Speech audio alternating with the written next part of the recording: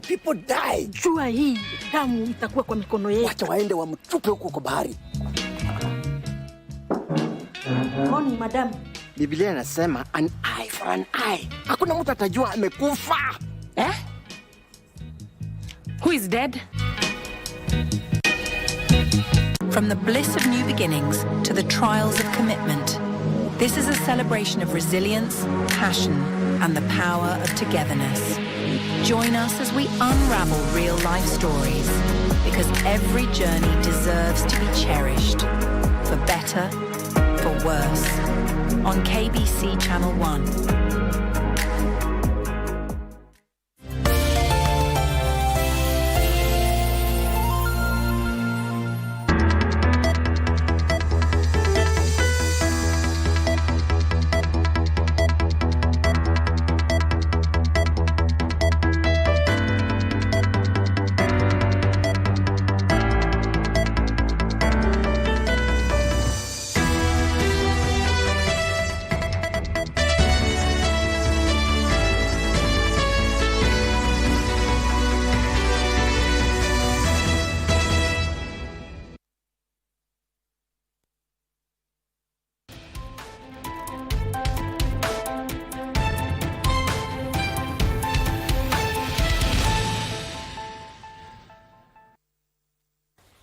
Good afternoon and a warm welcome to KBC Lunchtime News. On a day the President continues his Mount Kenya tour of development and inspecting and commissioning projects, and also we continue with the IEBC commissioners' interviews at the Kenya School of Insurance. My name is Njue, and Brian Muraru is my colleague handling the sign language interpretation. Let's start off with the President's tour of the Mount Kenya region, and as we speak he is in Muranga, and my colleague Abdiaziz Hashim has been on the President trail since Monday and now joins us with this report. Good afternoon, Abdi. If you can hear me, kindly bring us up to speed with what is happening in Muranga, or what do we expect?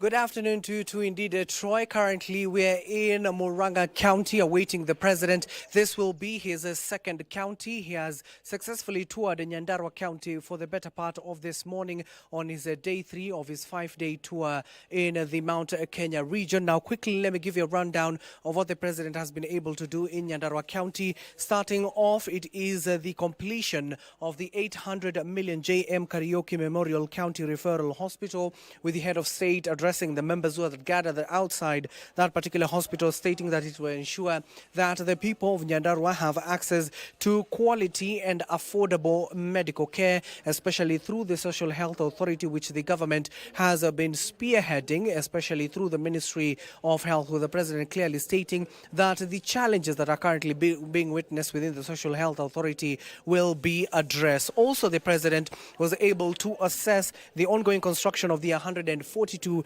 bed capacity of that particular Memorial County Hospital that will offer inpatient, outpatient, imaging, laboratory, emergency and maternal and child health care services, which have been adequately supplied through the Social Health Authority. You can clearly hear the choppers, given that the President will be landing any moment from now in Muranga County. He has just finished off his tour in Nyandarua County. He also flagged off the last mile electricity connectivity project at the Juakali stage at Olkalau town and inspected the Olkalau affordable housing project. Now at Olkalau, the President had the opportunity to speak to the crowd that had gathered outside in that particular town. He told them that the government, the current administration that is currently spearheading the Kenya Kwanza administration, will not forego any region, that any region, all the regions in the country will be included in the developmental projects that the government is carrying out across the country, from the affordable housing project, the county aggregations, as well as the various markets that are being built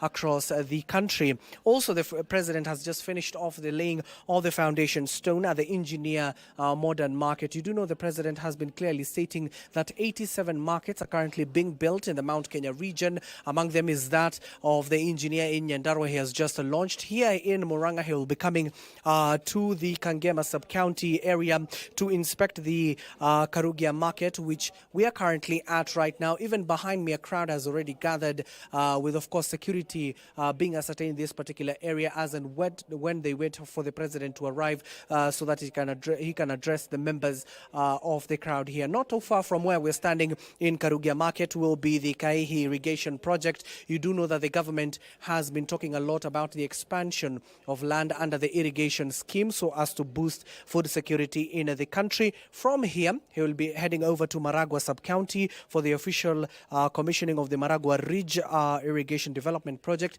a similar project that is being carried to Kaihi irrigation scheme, and of course laying foundation stone at the Makuyu affordable housing project, which is very critical. Now, the president has also reminded the residents of Mount Kenya region that the 20-year relationship that he has had with them since he was the member of parliament in the Rift Valley region, all the way to serving as the deputy president, and now he is the commander-in-chief, that he'll continue with that particular relationship, and he urged the residents not to allow not to allow leaders who are trying to come in between them to sabotage that particular relationship. He will be landing any moment from now to give us a keen update on what is in store for the residents of Murang'a County. But for now, I need to hand you over back to Troy. The president will be arriving here any moment from now, and as and when he arrives, we'll be coming to you live. Back to you, Troy.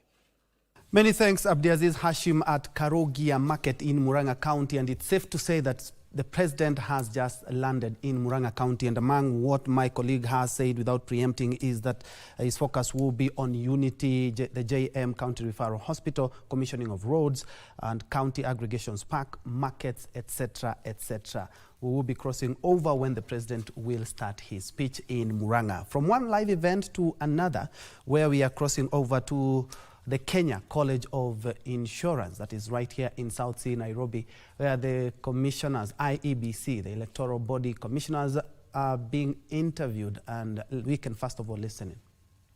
Technology risk of the collapse of the technologies, even as you either voter registration or even transmitting of results. So you need to have a backup, the manual one. We have the risk of violence during an election, and this one you may need to engage political players so that they can preach peace. We have the risk of you have the dead voters in the voter roll. You will need to clean it up so that you have a clean register. You have risk of insufficient financing for the operations of IEBC. This is when you need to approach Treasury, you need to approach development partners so that the activities of IEBC do not stop. Thank you. The authority assigned to a state officer, which IEBC commissioner is a public trust. What do you understand by the term public trust, and how would you ensure that you exercise this public trust if you were to be appointed? One of the candidates being interviewed for the IEBC commissioner's position, they are being taken through the steps of the interviews. They are being asked about question of integrity and technology when it comes especially to the submission of result. Give us on minor. My colleague is Kalentri on that bit. He'll bring us a more detailed report in our subsequent bulletin. But in other news, 4 journalists and a medical officer were on Wednesday assaulted by the management of a private hospital which was closed by Homa Bay County government for failing to meet the requirements of running a health facility. The journalist George Odiwuor of Nation Media Group, Basil Okoth of KBC, Zedekiah Adinge of Mayenga Radio, and Lensa Akoth of Lakeside Radio had gone to the hospital to cover a story on its closure. So this facility of ours had a number of issues that were pending. Major among them, the licensor. The license was supposed to be for a different facility, and then they are using the license for a facility that does not meet the requirement. So it's like it's a bit of forgery happening, and when we noticed that, we, with our sub-county health management team, went there and ordered them to close. We did it in a very humane way. We ensured that patients were transferred to other healthcare facilities. So in the evening when we were serving the notices and having to pin them on the wall, this fracas happened. I think they've wrapped up members of the Fifth Estate. I was lucky to escape without any injury, and in short, that is what has happened, but the matter is in court. I think the law will follow due process. This is my private property. Who was given the authority? No, but you film in the facility. Who was given the authority? Now, the county government of Kwale has begun an ambitious program aimed at addressing water scarcity in some parts of the county. Speaking after commissioning Mabogi Dam, Area Governor Fatuma Achani said her administration is keen on supporting the locals to improve their agricultural activities, saying it will go a long way in ensuring the county is food secure. She has, however, called on the national government and other stakeholders to intervene and help in building a dam in Kinango and Lungalunga. So far, Kwale County government has built 25 dams in the two regions, as well as dug more than 50 boreholes in Msambweni and Matuga to help address the perennial water shortage.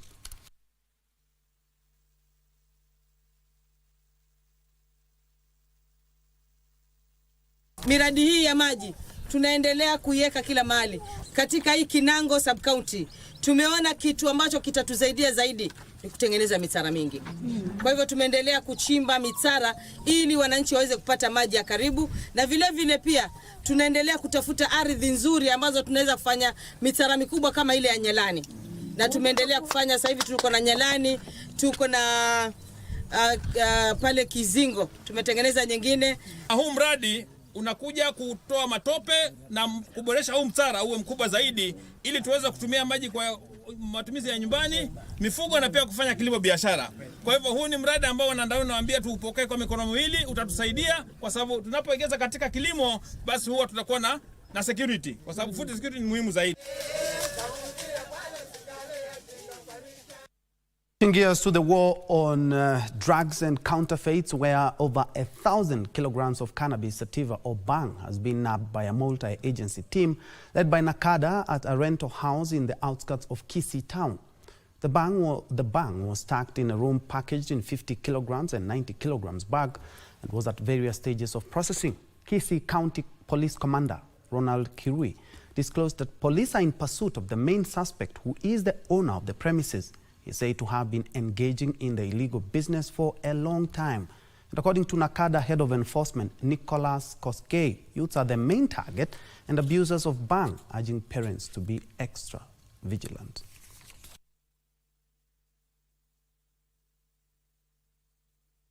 And I want to thank that member of the public who was bold enough to report to us about this kind of business that has affected our youth around this particular area.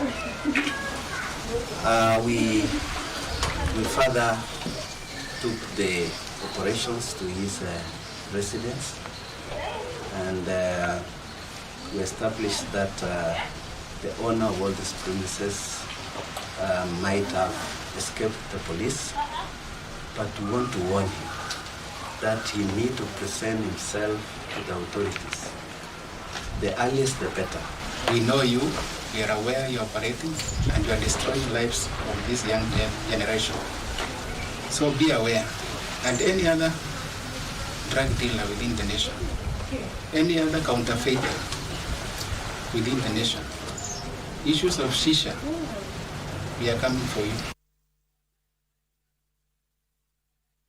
And away from that, Kitchen Garden Program under Mama Doing Good initiative, a project by the First Lady Rachel Ruto, has received a boost following the move by the Ministry of Agriculture, pledging to support its rollout in schools and households across the 47 counties. Speaking during its official launch in Nairobi, Agriculture Principal Secretary Kiprono Rono noted that as part of the commitment, the ministry will deploy trained personnel with necessary equipment and seedlings to assist in setting up the kitchen gardens. In strengthening the move, the PS called upon the members of parliament present to lobby for more funds to aid in the implementation process. Rono emphasized the need for concerted effort to ensure policies and resources align for success. So improve household access to fresh vegetables and fruits, reduce reliance on expensive and less nutritious food options. We also intend to enhance dietary diversity, thereby combating malnutrition and diet-related diseases. I urge each one of us to champion the Mama Kitchen Garden initiative in your communities. Let us work together to ensure that every household has the knowledge and resources it requires to create its own sustainable kitchen gardens. Through collective action, we can transform Kenya's agricultural sector, improve nutrition outcomes, and empower women to take charge of their food security. As our communities, if the group has not done it yet, I think it would be encouraging if you encourage them to have kitchen gardens using the pumice stone. Because when you use the pumice stone, then you don't need as much water as you would need in other areas. So launching these gardens, I would love for them to also not forget special schools, special needs schools across the country. There are over 200, and I would love there to be a garden in each and every one of them, and support given in maintenance and capacity building therein. I'm looking forward to doing the project, but I also want us to make it sexy for youth to do agriculture. Because when we give water tanks, we give them to car wash centers, we give them to bodas, sheds. So I feel that we can try and make sure that it becomes unisex, not just an agenda for women. And still on empowerment, the Rendile community in Marsabit has broken the barriers and elected women to the Community Land Management Committee, that is CLMC. The move aims to enhance the management, oversight and consultation processes regarding community land use, ensuring that women's perspectives are included in critical decisions. 80% of land in Marsabit County is held under community ownership, with women voices long been silenced in discussions regarding land rights and usage.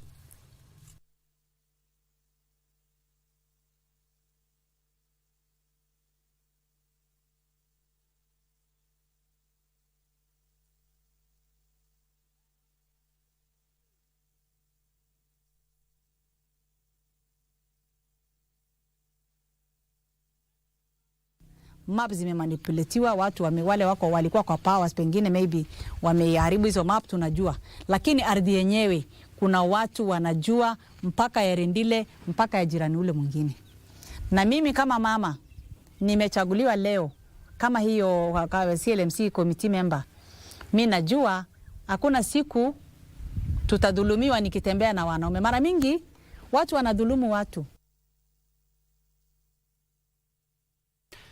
Now, the Kiambu County government has introduced endoscopy services at the Kiambu Level 5 hospital, which will enable non-invasive surgeries. The introduction of the new endoscopy machine at the hospital allows doctors to examine early detection of conditions like esophageal cancers, ulcers, and other gastrointestinal disorders. Speaking during the inauguration of the services at Kiambu Level 5 hospital, Chief Officer of Health Services, Dr. Patrick Nyaga, highlighted that the procedure is life-changing since it will improve the quality of care for patients. He added that over 20 doctors are in training for the specialized procedures.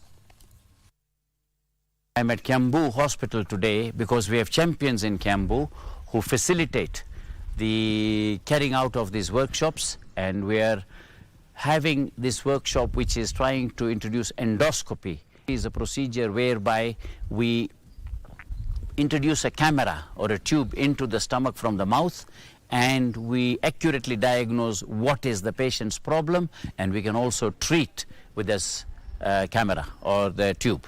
Have not been getting these services. They have been staying with the problem until they have been unable maybe to eat. We are encouraging people, don't wait until you are having abdominal pain, you are having gas, bloatedness, and you are taking just PPIs or you are taking H. pylori kit. Please seek advice from us professionals and come just for an endoscopy for screening. Still on health, parents and guardians of children with autism in Nakuru County are being urged to bring their children out of isolation so they can access essential services and support. This call to action is part of a broader campaign aimed at raising awareness and promoting inclusion for individuals with autism and other developmental disabilities across the country. During an autism awareness campaign held in Nakuru, Andy Speaks for Special Needs Persons Africa announced the establishment of a new therapy center in Nakuru, the first of its kind in the county.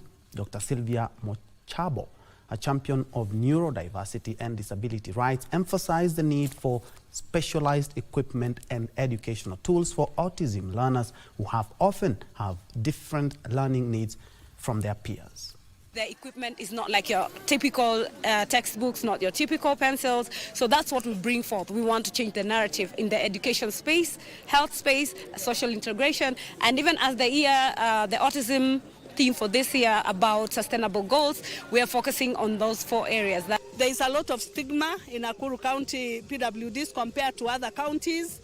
And I think there are a couple of issues why this is happening. Maybe the setup, the community setup, the social societal setup, and I want to address that today by asking all the people of Nakuru County to stop this stigmatization of PWDs. The challenge has been people are not coming out, so knowing them statistically would be a challenge due to people out there, even the parents are still hiding. There are some parents who still hide their children, especially with autism and the neurodiverse because of the stigma behind it.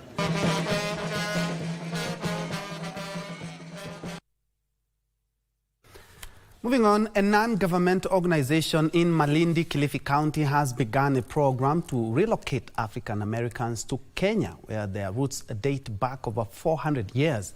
Adila Relocation Services, initiated by Adila Mohammed, an African American, offers to assist people abroad who plan to relocate to Africa and reconnect to their roots.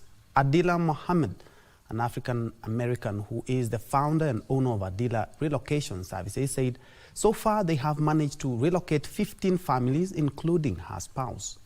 Space.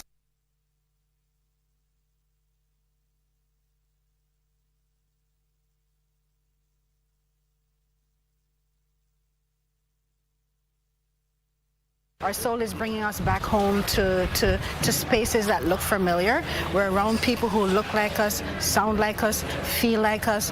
We're appreciating that warmth, that kindness that comes from our family, right? The West has a very corrupted view of who we are. And I tell people all the time, we're not savages.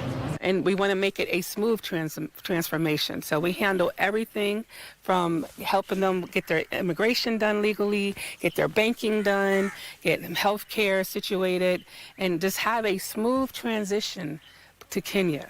Everyone that I know, people that we are helping to come to the continent are here to help, not to harm. We are here to join forces and to make things better.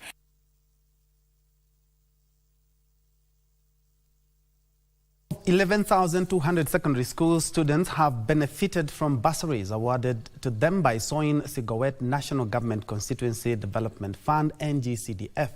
Soin Sigowet Member of Parliament Justice Kemei, who launched the issuance of the bursary at Nyaberi Secondary School in Soin Sub-County, said each beneficiaries will get 6,000 shillings from the 67.2 million shillings bursary kit this financial year. Kemei urged the principals and school boards to ensure that the funds are properly utilized, adding that the funds must be accounted for. Today, I'm launching the issuance of bursaries for 67 million for the 2 sub-counties. The budget provision for this financial year is 170 million. That's the budget provision for the constituency this financial year, 24-25. We have not received the total amount, but we decided to prioritize tuanze na bursaries kwanza.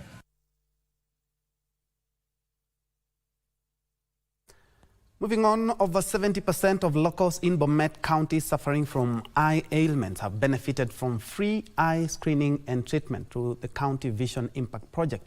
Speaking during the launch of the Comprehensive Eye Health Policy 2025 to 2030 at Longisa Sub-County Hospital, Director of Christian Blind Mission, Mbake Nyang, reported that the project has achieved 99.9% success rate in reducing blindness and visual impairment. Frederick Haga from the Ministry of Education highlighted the need for support for visually impaired students through screening, treatment, and teachers' training. VIP has been able to achieve remarkable 99.5% target. Health workers have increased capacity and are able to deliver quality eye health services for all. We are concerned about coordination of education services for children with disabilities and other special needs. And basically, the message that we give is that education in this country is a basic fundamental right for all children, regardless of their abilities or disabilities.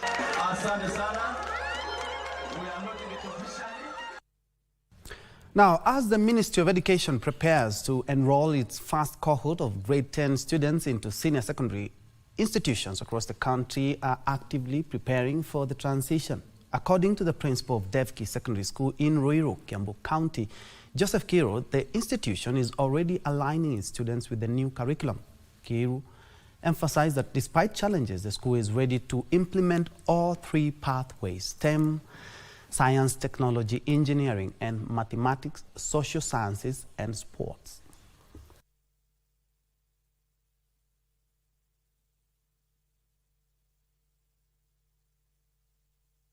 For now, the Ministry of Education have conducted an assessment so that they can identify the suitable pathway that we shall take come next year, so that we can give these students skills that are needed for the development of our economy. Kulingana na wanafunzi wetu vile tumewatumia na vile wamechukulia hizi subjects kinili na kwa nguvu sana, na we have quite a number inaonyesha kana kwamba these are the skills ambazo wanahitaji. These projects, they prepare us for the outside world. Like I mentioned, that briquette shower.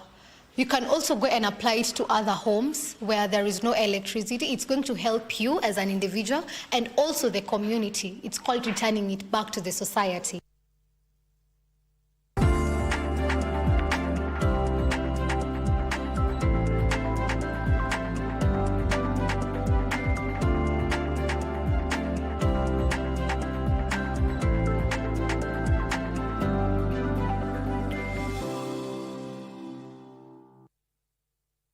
Time to make sense of business. Kenya Police Deposit-Taking SACCO chairperson David Mategwa has welcomed a proposal in the Cooperatives Bill 2024 to establish a SACCO guarantee fund, noting that it would go a long way in bolstering the financial stability of SACCOs. Here's Frederick Moki with the details.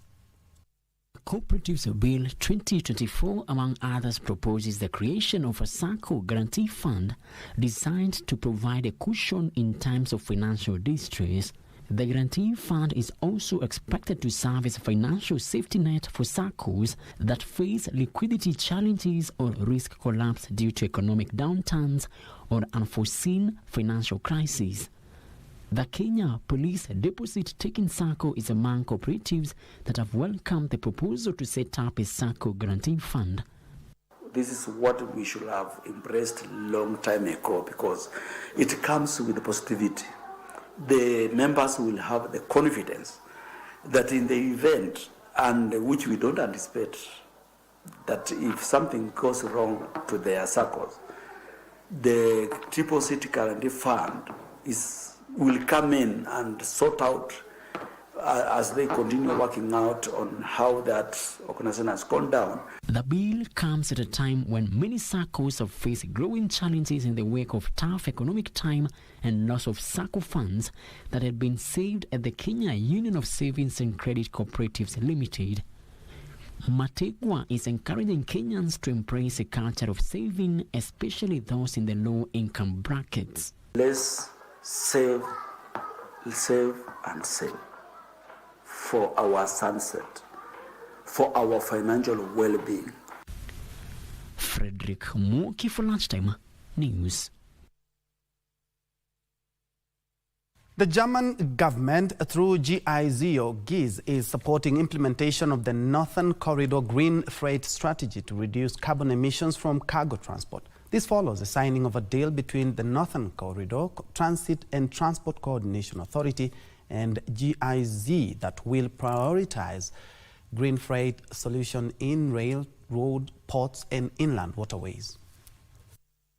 The Port of Mombasa has recorded a significant rise in cargo handling from 31.83 tons in 2019 to over 41 million tons in 2024. The increase in cargo handling has, however, had a corresponding rise in carbon emissions.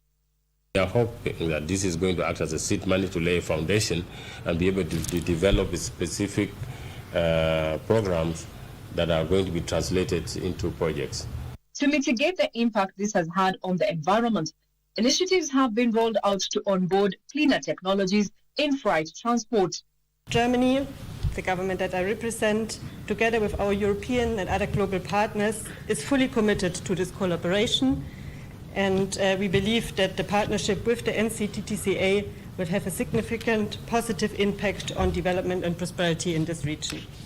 Under the deal between GIZ and the Northern Corridor Transit and Transport Coordination Authority, technical assistance will be offered to at least 2 transport infrastructure projects along the corridor.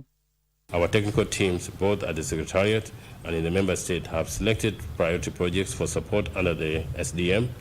Other activities such as capacity development for women and youth in cross-border trade, as well as training in negotiation skills for large-scale infrastructure projects are also on course.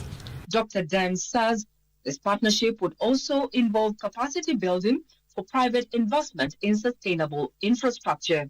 Regina Menyara reporting for KBC Channel 1. Kenya is strengthening its position as Africa's premier Gulf tourism destination with the expansion of the Sunshine Development Tour.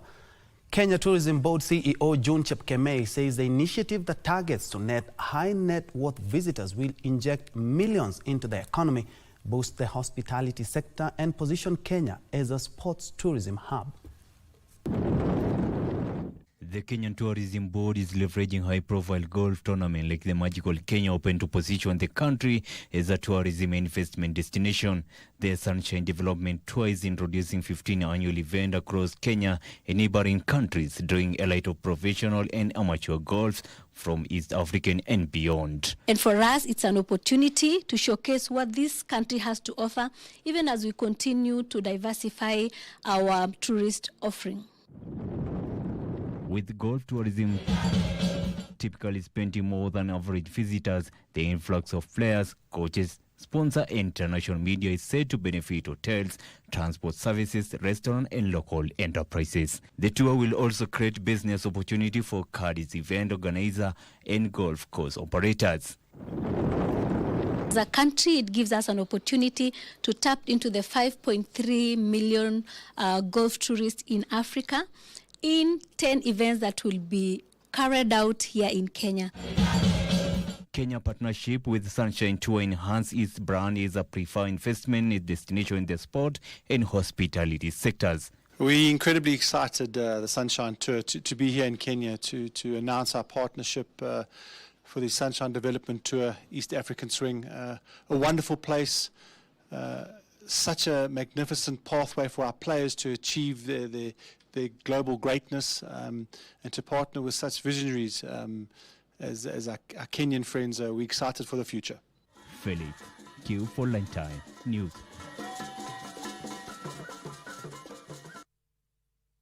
Very well, at about 32 minutes past the top of the hour, you're due for our break. But when we come back, I still have more news, including the latest from the Masters Championship that is currently underway.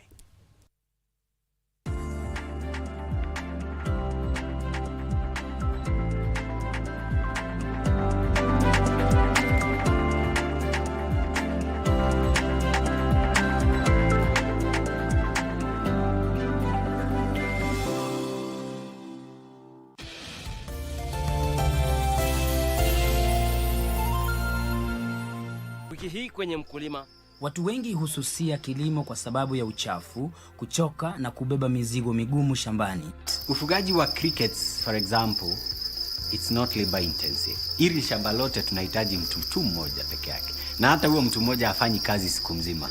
Yeah? Hata hafanyi kazi zote kwa wiki. Kisha kazi ya kilimo ndio pesa mfukoni. Huyo kijana amesoma hapo na anasema ati kazi hii ni ya matope. Ajue pesa iko kwa mdogo. Usikose kujumuika nami Francis Ngala siku ya Jumamosi saa 10:30 upate mseto kamili wa kilimo.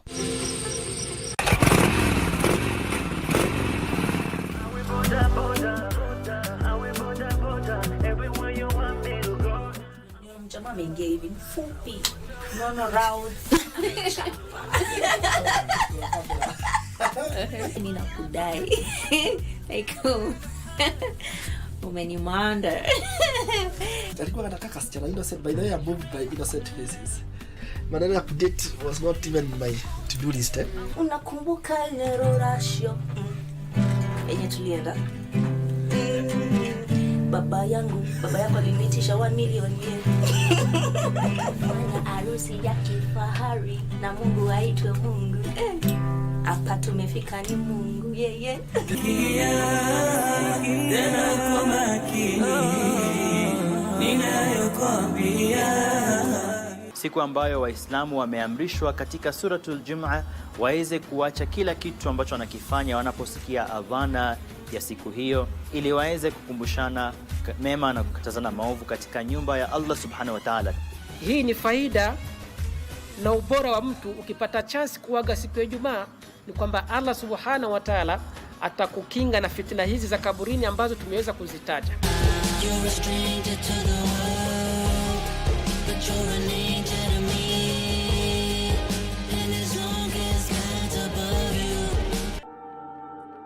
Hiyo recording ikifall into the wrong hands alafu ufungwe for life. Mimi nikienda ndani Alex atanifuata tu. Bila evidence, hii ni story ya jaba. My dear daughter, yani wewe ulidecide utakuwa kama tent. Unahama na harusi za wenyewe. Acha kunibeba fala. I do not care what you're going through or what you think we are doing. Ikae chini tuanze mkutano. Nilisema mkiwa nyinyi wote. I hope hii mambo itaenda sawa. Kwa hivyo kuna mambo nafichwa, si ndio? It's rude kuangalia simu za wenyewe. Excuse me? Mama Jabari lazima mtaishi naye.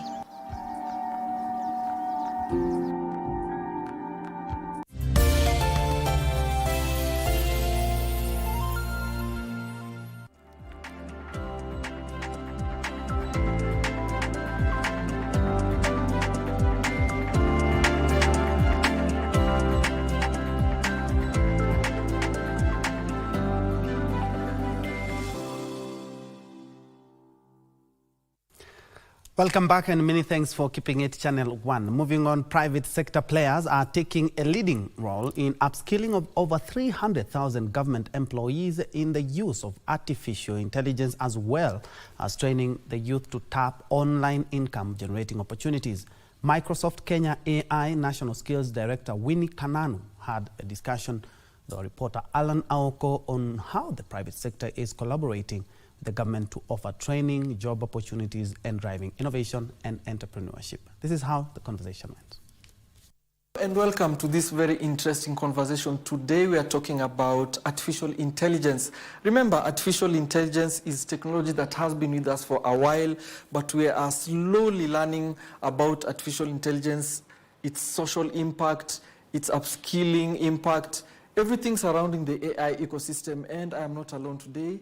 To expound more on this very interesting emerging technology, we have AI National Skills Director Kenya, Winnie Kananu. Thank you. And you're from Microsoft Africa. Karibu sana. Perhaps maybe if we can hit it off very quickly, why is AI important to this country? So AI is important to Kenya because it provides an opportunity for us as a very young population to be able to position ourselves position ourselves as a talent hub for the world. Kenya can position itself as a global talent hub. We're seeing a lot of young people looking for opportunities, and of course they're already now doing a lot of digital labeling, annotation, and I think there could be an opportunity now with AI to really upskill and reskill themselves to be able to access even better opportunities abroad. But also, I think there are a lot more opportunities locally. I think as more and more industries adopt technology and adopt AI specifically, we can create more opportunities for them as well. When you think about it in agriculture or in healthcare, think about pest diagnostics, or think about it from prediction of weather, for example, and really thinking about what are the skill set that we need to be able to build that locally. So if you think about data science or machine learning, I think there are a lot of opportunities for young people to take this up as opportunities for growth and opportunities for them from an economic perspective. And let's pick it up from that upskilling angle. What are companies like Microsoft doing? We understand that you have partnerships even with the government. What exactly are you doing with the government when it comes to a PPP arrangement in trying to upskilling even government officials and civil servants so that they are well aware of AI and how they can use that skill to give the services to the citizenry much better? So last year we launched the AI National Skills Initiative, and the initiative was an initiative aiming to train 1 million people by 2027 on AI skilling and cybersecurity. And we're looking at it in kind of 4 different ways. So government and government from a perspective of that they are the biggest employer in the economy, and so they have over 300,000 employees. So how do you partner with them to be able to build their digital and AI capability within government?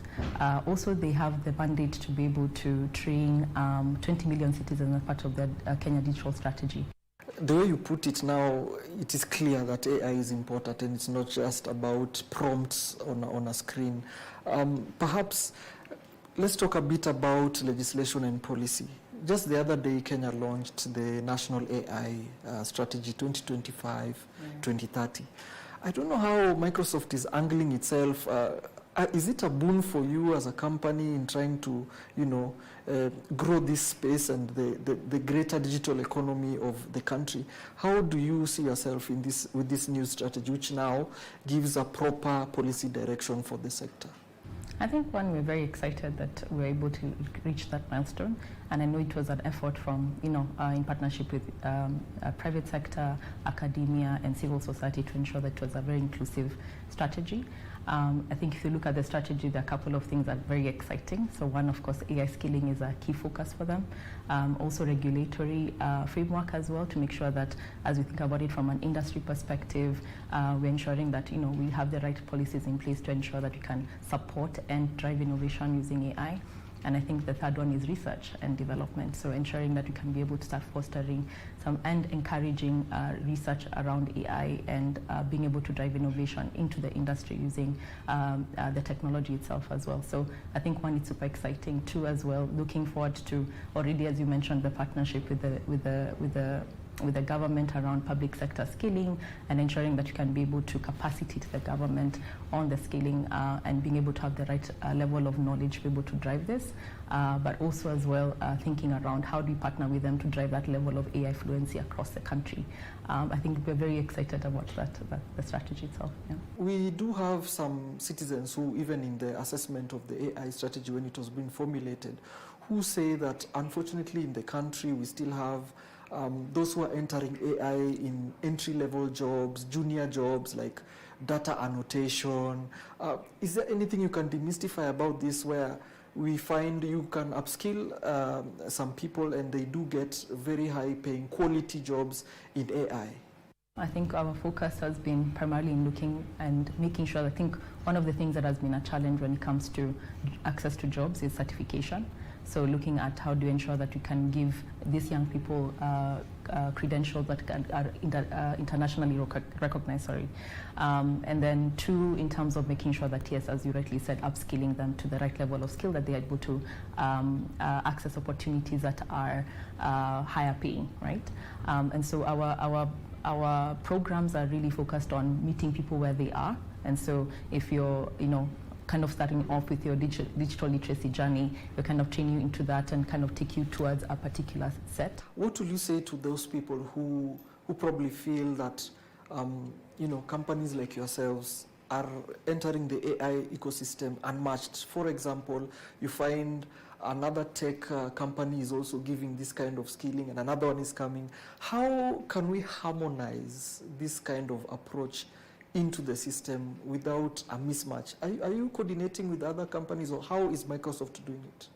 I think there's enough space for everyone. I think that's the notion that we think about it. I think there's a lot more people to skill than the resources that are available currently. And so partnering with different types of institutions becomes a critical piece of work. Yes, we're partnering with government, for example, international corporations as well, to ensure that we're able to bring in the right level of resources and expertise to ensure that we can be able to scale the programs that we're driving. So the focus is being able to drive partnerships that can be complementary, partnerships that can help us to reach more people, partnerships that can be able to ensure that, you know, young people are well positioned to be able to access better opportunities. Where do we go from here? Where would you say the country is when it comes to the AI status of the country? Are we getting there, or are we still low level? What are we doing? Are we going to pick up from where the rest of the world is? Although I hear that Kenya is one of the very first countries to even adopt an AI strategy. Are we doing well? I think Kenya is making some really good steps in terms of making sure that we get there. I think one, the strategy, as you rightly mentioned, is a key step. Two, I think if you look at the investments we're already making with Microsoft G42 and the government of Kenya with the data center, that's another piece of investment that also kind of shows that we're moving in the right direction. Three, in terms of the skilling initiatives that the government already we are launching with UNDP and the Kenya School of Government on training public sector servants on digital and AI skilling, I think is quite important.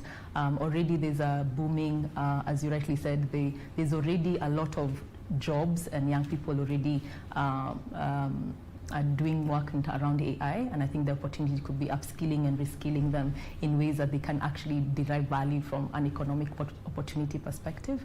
I think we're well positioned. I think the young people gives us an opportunity from a human capital perspective. If we're able to upskill and reskill them at the rate that we need to, then really can position Kenya as a leading AI, especially from a talent perspective, but also as well as we think about the way industry is also really thinking about it from the financial services to agriculture, healthcare, then also can really ensure that we're also providing the right opportunities through innovation, but also in terms of actual jobs for young people. So I think we're really already in the right direction.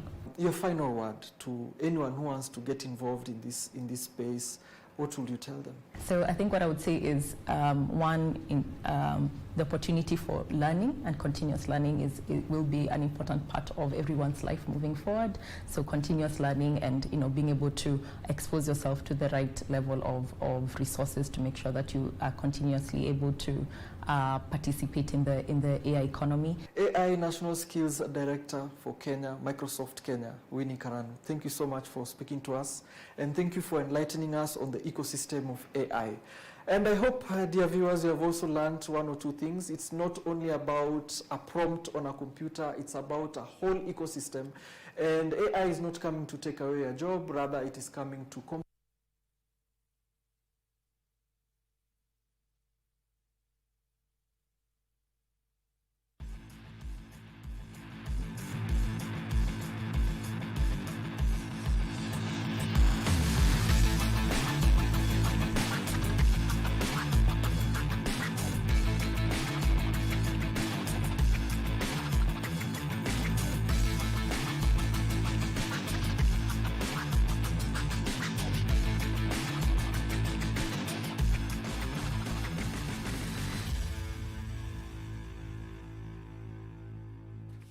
Time to do sports, and first of all, let me apologize for that technical hitch in the tail end of that report by Alan Aoko on AI absorption and adoption in the country, especially in the public service. But now time to do sports.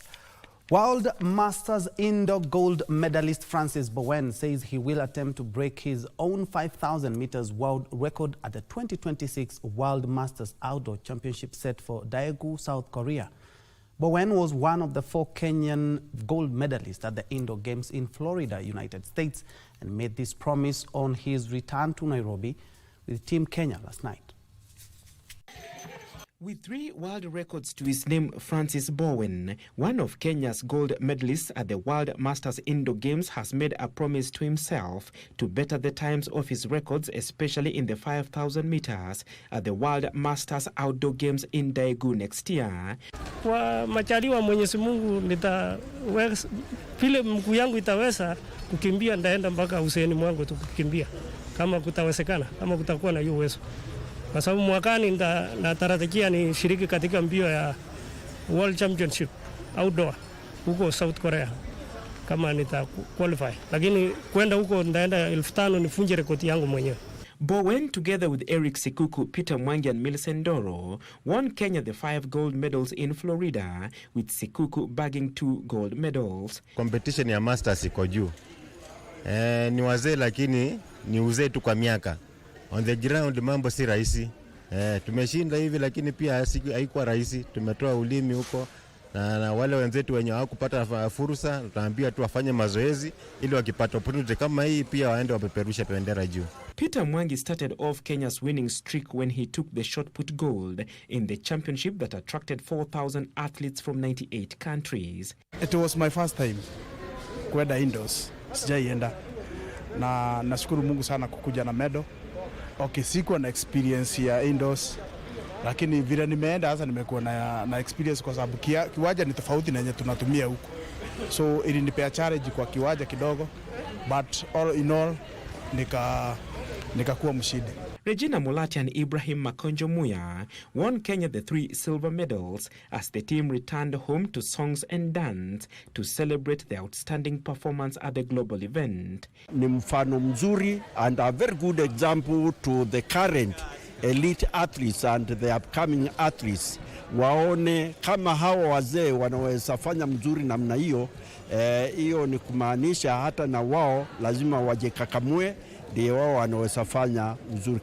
Even with that exemplary performance, the team believed they could have done better if all the qualified athletes made the trip to the United States. We can do much better if we can have our full house, but unfortunately we had technical problems which it will be solved in future about visa. It was tricky. Even most of Africa teams they didn't travel because of visa. Najua mchezo ukifanyika mzuri, there must be a good cooperation vizuri. So maybe next year or ile mchezo ambayo tunaenda, I think we are going to do better because we have a very good spirit and we are working as a team. The 2026 World Masters Athletics Outdoor Championship will be held from the 22nd of August to 6th of September in Daegu, South Korea. Congratulations to our seniors and all the best in their future endeavors. And still on athletics, Athletics Kenya has issued strict guidelines for a total of 444 selected athletes for this year's Tokyo World Athletics Championships trials as per the Athletics Integrity Unit requirements. All athletes including or intending to be in the Tokyo World Championship trials or to be included in Team Kenya for the Global Championship must undergo a minimum of 3 out-of-competition tests, which must be conducted within a period of 10 months between October 29th last year and 29th of August this year. Athletics Kenya will conduct the last track and field trials for the Tokyo World Championship between the 24th and the 25th of July at the Nyayo National Stadium. The 20th edition of the World Athletics Championship is set to be held between the 13th and the 21st of September this year in Tokyo, Japan.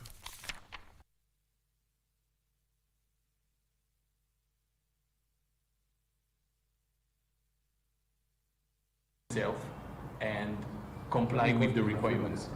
So we should not miss athletes who are close to the standards. And to give you an estimation, I believe we have approximately 20 athletes in the States that we monitor today. The first test must be completed by 24th of May, 2025. All athletes who do not have at least one no notice out of competition test completed by this date will not, and let me repeat, will not be eligible to compete regardless of the number of tests conducted after that.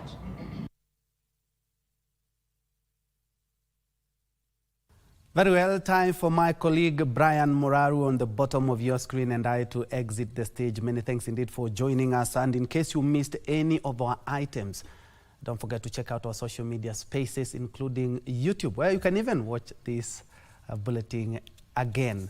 Many thanks indeed. My name is Njue. On behalf of everyone who has made this broadcast a success, I wish you a fantastic afternoon up ahead, and also remind you that we're keeping tabs with the President's tour, not forgetting the IEBC Commissioner's interview at the Kenya College of Insurance. More in our subsequent sections.